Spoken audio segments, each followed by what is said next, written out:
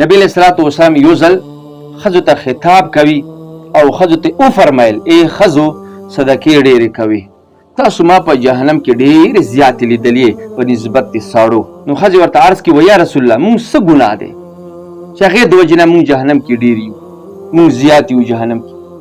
نو نبي علیه الصلوۃ والسلام ورته فرمایي چې تاسو دوه ګناهونه کې چې هغې د وجې نه تاسو به جهنم ته ډېرې ځئ، تاسو به جهنم کې ډېرې زیاتې وي.